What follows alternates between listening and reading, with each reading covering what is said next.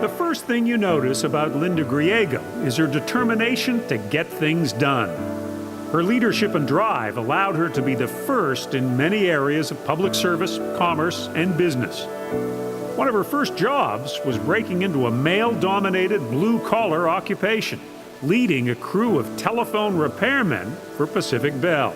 She proved a woman was as capable as any man by climbing to the top of telephone poles, and she's been climbing to the top ever since.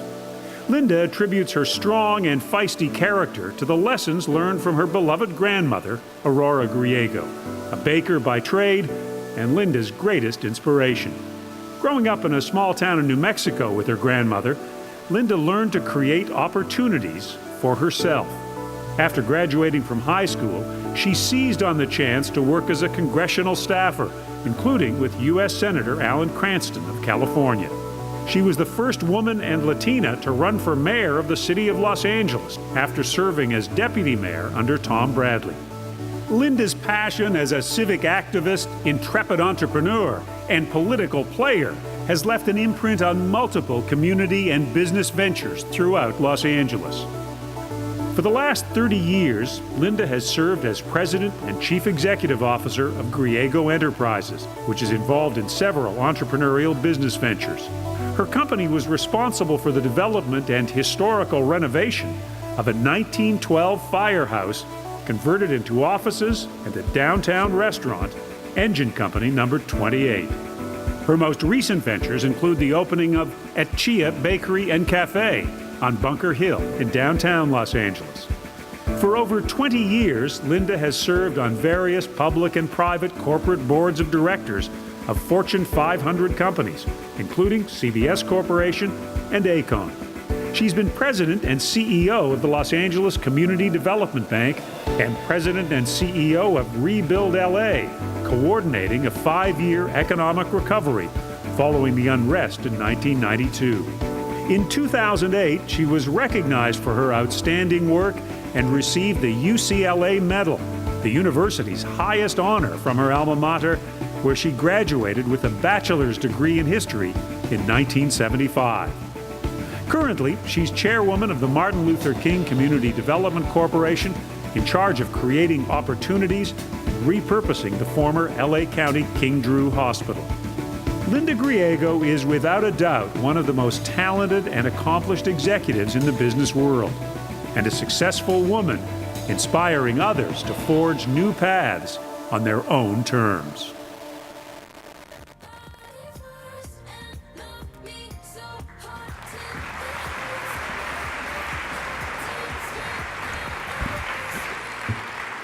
Thank you very much, Eleanor Vega from CBS, for providing this video.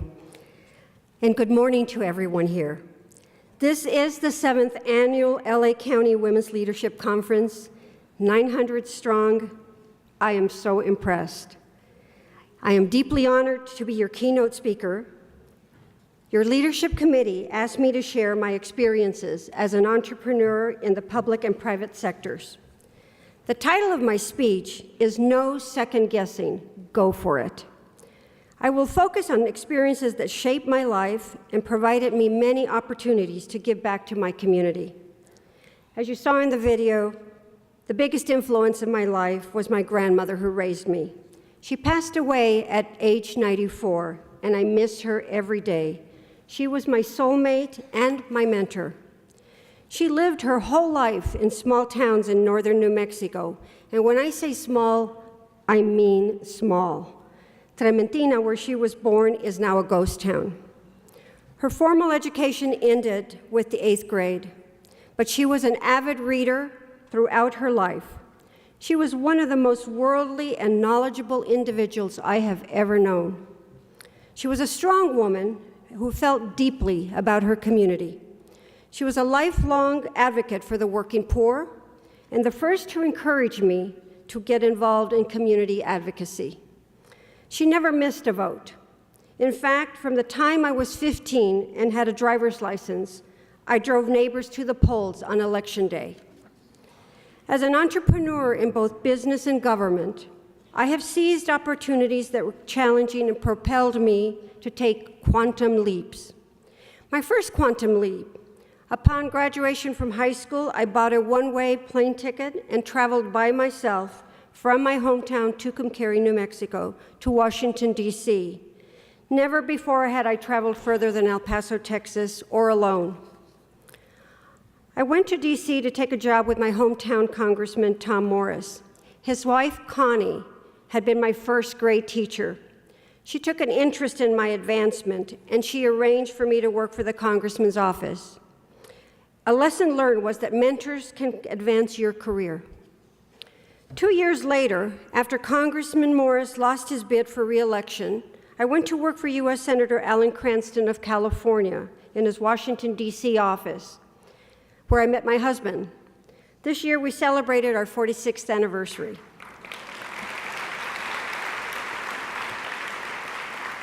While working full-time for the senator in Washington and in Los Angeles, I attended college and eventually earned my bachelor's degree from UCLA. I was the first in my family to graduate from high school and college. My grandmother was proud, but wanted to know what I planned to do to help the working poor and the communities in need.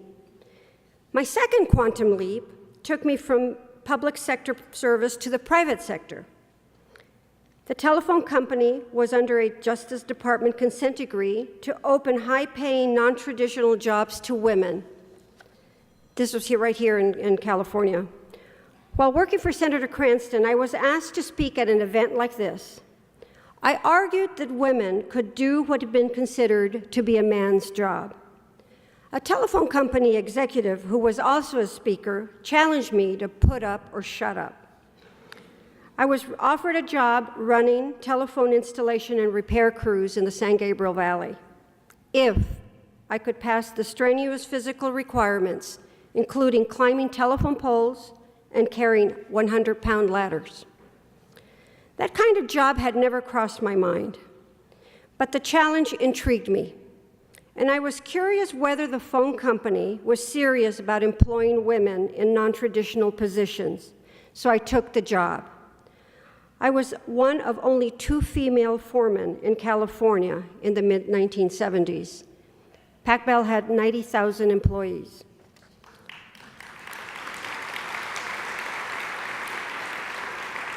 My experience as the senator's military and veterans expert had opened my eyes to the discrimination faced by women.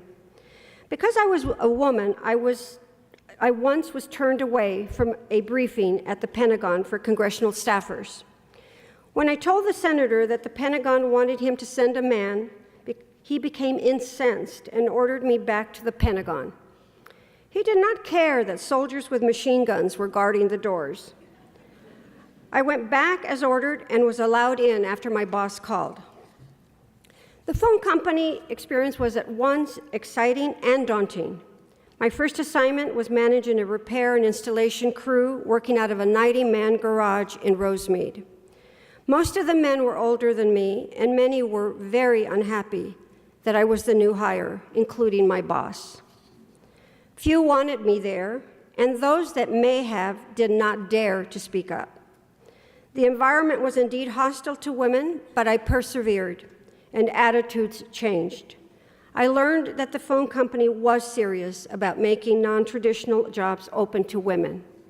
The company gave me excellent management training and prepared me for a future in business. When AT&T was broken up by the Justice Department, I left the phone company to pursue a dream: entrepreneurship. Quantum leap number 3. I began by opening a small takeout cafe on La Cienega Boulevard with seating for only 12, financed mainly with my visa. It was called the Chili Stop, and I introduced New Mexico Santa Fe cuisine to Los Angeles. The Chili Stop soon got too big for its britches. A customer even began bringing his own folding table and chairs, which he put on the sidewalk outside to eat lunch. I started looking for a bigger place. A customer suggested that I look at an abandoned 1912 historic firehouse in downtown Los Angeles. It was love at first sight. The problem was that the building needed total renovation. To make a long story short, I raised the money, got a contractor's license, and redeveloped the building into a restaurant, Engine Company number 28, with seating for 136. My first day at Engine Company, my sales were $9,000 compared to the chili stop, which was $9. My partners and I sold the building and the restaurant a few years ago. A year after opening Engine Company, I opened a second restaurant in West Hollywood, the Red Car Grill. Sadly, that business venture closed within 2 years. What happened? An economic recession and the first Iraq War reduced the occupancy of the hotel in which the restaurant was located, and the landlord would not renegotiate the lease. Closing the restaurant that I had worked so hard to develop was difficult, but not everything you do succeeds. You need to learn from failures, not be deterred by them.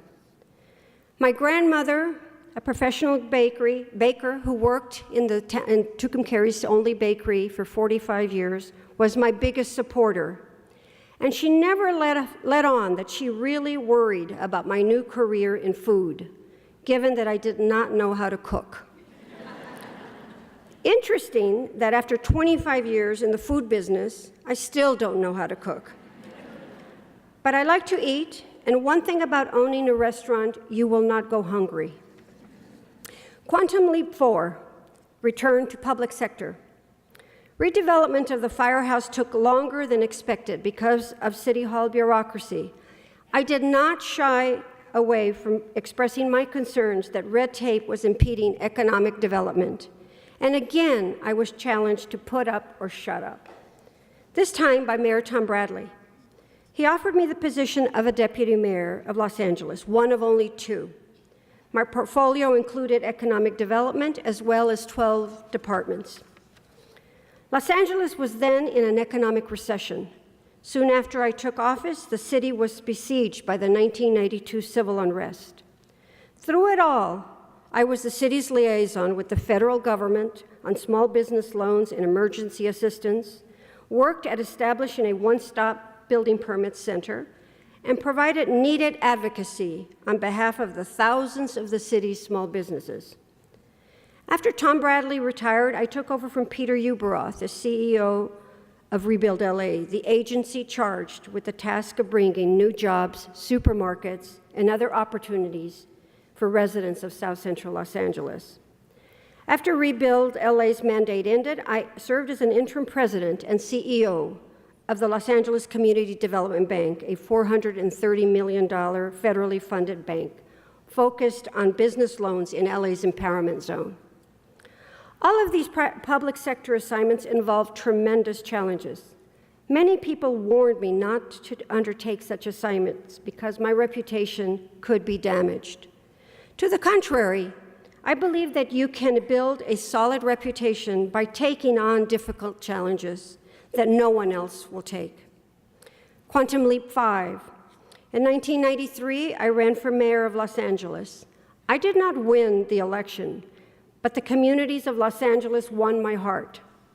Campaigning 16 hours a day, 7 days a week, raising money, participating in numerous debates, meet and greets, television interviews, raising more money, knocking on doors in every neighborhood, and did I say raising more money? It was tough, but very rewarding. My grandmother was my anchor. She wanted me to win so that I could do something to house the homeless. I shared with you some of my challenging undertakings because I want you to know that accepting these challenges in the private and public sectors have all been more than worth it. I would not be serving on boards of the David and Lucille Packard Foundation and Ralph M. Parsons Foundation or corporate boards such as CBS, AECOM, and American Funds had I not taken these tough assignments. It was my work for Rebuild LA and the LA Community Development Bank that brought me to the attention of the Federal Reserve Bank of San Francisco, where I served a 4-year term as a Los Angeles director and led to a directorship with City National Bank. When I first started serving on corporate boards, almost always I was the first and only woman. I have worked hard to recruit women and minorities to corporate boards. Progress has been made, but more is needed. My varied experiences in the public sector, management, small business, and nonprofits enable me to bring to the table perspectives different from those of my mostly male colleagues. In corporate board interactions, I have always felt respected and a valued contributor. In conclusion, let me tell you about my latest venture that will require all of the skills I've acquired in the public and private sectors. Everything from raising philanthropic dollars, construction, creating public-private partnerships, and much more. Quantum Leap 6. Many of you will recall the devastating closure of the King Drew Hospital in Watts a few years ago. In 2010, I was one of the 7 directors appointed by the County Board of Supervisors and the UC Regents to reopen a new MLK Community Hospital next to the former hospital. In 2015, the new hospital opened, and today it is at full capacity.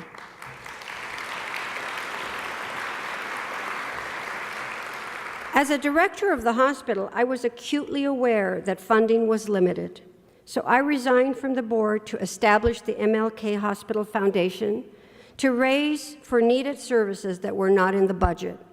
To date, the foundation has raised over $23 million.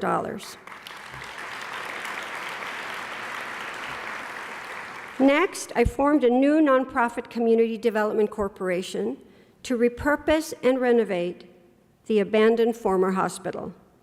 Taking on the renovation and remodeling of a former 500-room hospital, 500,000 square feet, is indeed daunting. There are so many bathrooms in that building. Yet this is one of the most exciting projects that I have ever worked on. The building will again come to life. It will house an enhanced service and resource center for children and teens in foster care or at risk for foster care, an autism center, a much-needed expanded mental health services. Drew University is interested in a family clinic, and we're looking into some bioscience labs that may be interested. We have Supervisor Mark Ridley Thomas to thank for his unwavering support, and I thank him for trusting that I will deliver. I am grateful that my entrepreneurial ventures have given me great freedom and allowed me to give back to my community. I can't tell you how proud it made my grandmother.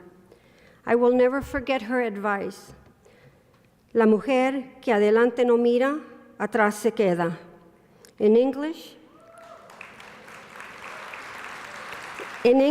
she who does not look ahead will remain behind. In other words, we are the architects of our own destiny. Thank you for listening to my stories. You are a wonderful audience.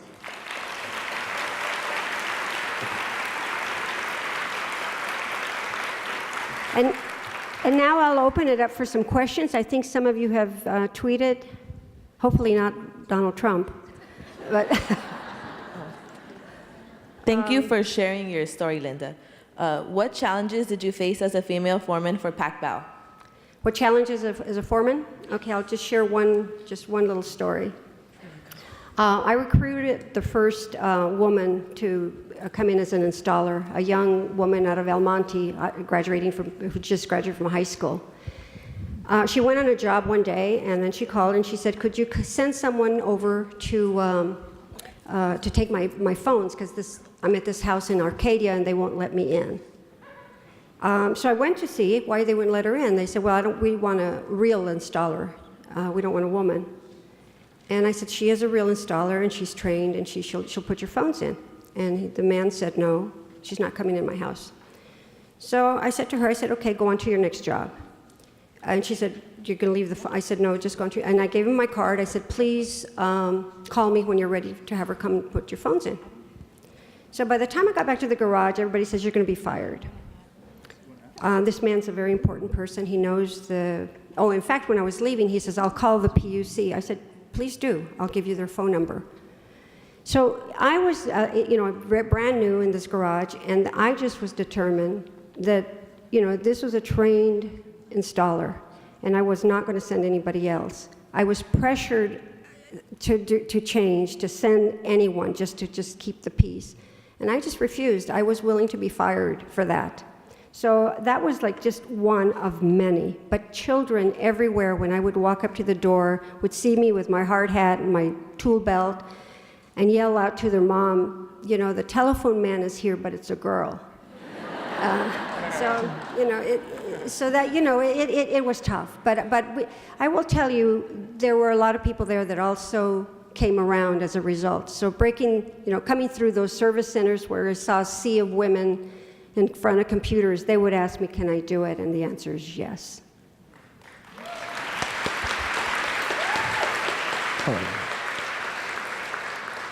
Thank you for that. What advice do you have for entrepreneurs who want to become successful in today's world? Go for it. I will tell you, don't think about it too much, because then you won't do it. Entrepreneurship's not for everyone. You have to know that you have to have the passion. And once you put everything you've got into it, you have to persevere. There's no turning back. There's no one saying to you, you're doing it right, you're doing it wrong.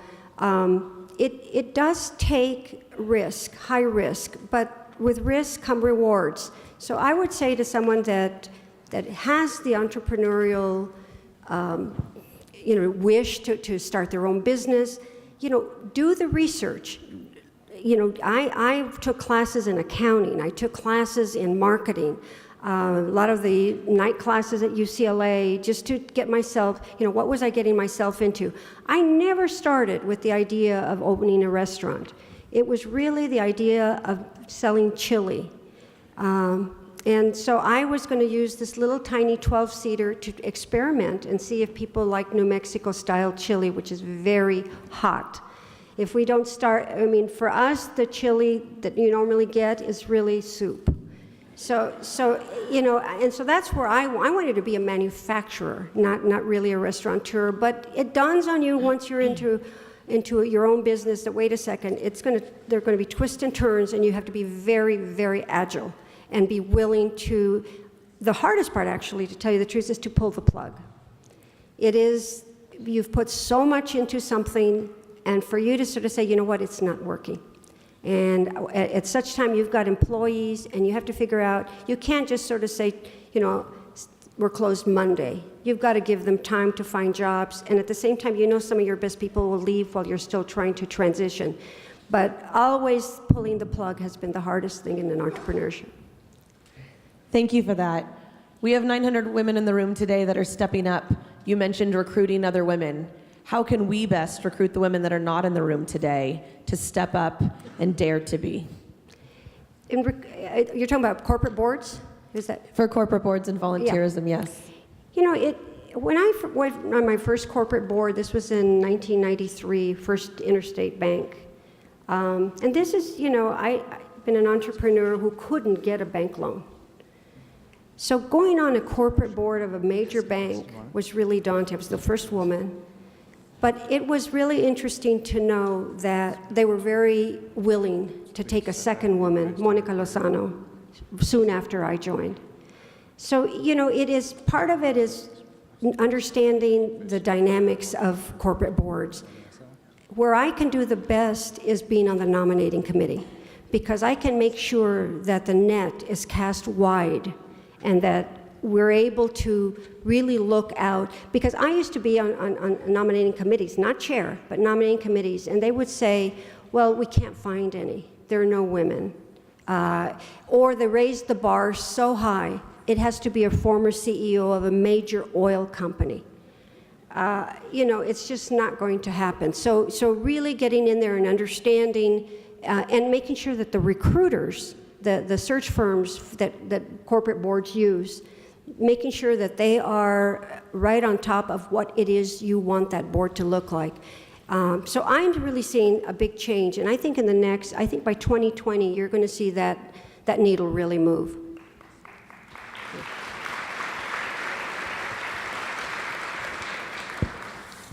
Thank you. For the next question, what was your biggest setback and what did you learn from it? Oh, God, I had so many. Let's see, a major setback. I think that my major setback was at a time where I was putting the restaurant in West Hollywood. West Hollywood was just a brand new city. And everything was going right. I mean, everything was construction was on time, the budget was on, I mean, everything, we were hitting it. And then I realized we had that external forces outside your control, economics, can really impact you. And I think that for me, it dawned on me, because I'd had such a successful restaurant in downtown LA, I just thought I was on this trajectory of successful restaurants. I mean, how could I fail when the first one did so well? And so it takes you back and it sort of makes you really think about your vulnerabilities and what could you have done. I mean, if you do everything right, I mean, did everything wrong, by the way, with the engine company. I mean, it was over budget, it was a mess. But we opened in a place that really needed a restaurant. And then I was able to pull the team together to make it successful. But in this other one, everything went right. I mean, how could we possibly have to close after less than 2 years? So that was a major setback. Another major setback for me has been coming to realization with health. A year ago today, I couldn't be standing in front of you. I was in chemo treatment for breast cancer. But I never let the disease put me down. I think the work at King Drew and the Community Development and Technology Center, a nonprofit in South LA, I had construction project there. That kept me busy every single day. The setback was short, and I've come back much stronger.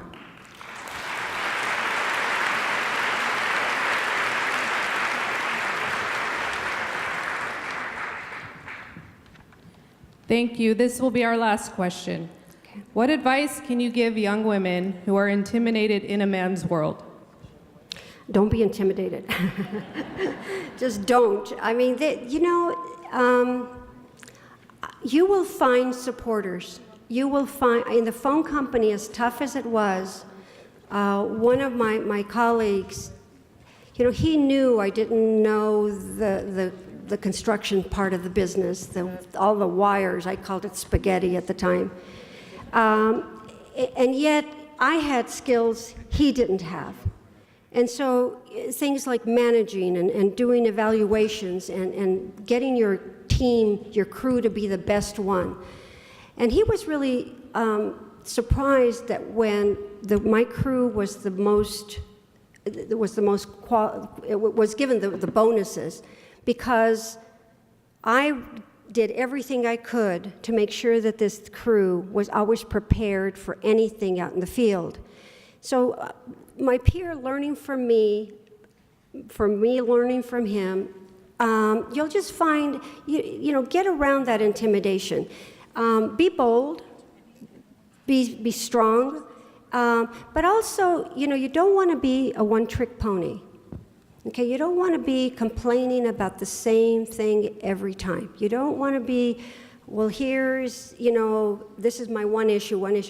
Listen, be a listener. See what else you can do. And I've always said, if the door gets open for you, leave the door open and have other people come through, pull them through. Thank you. You've been a great audience.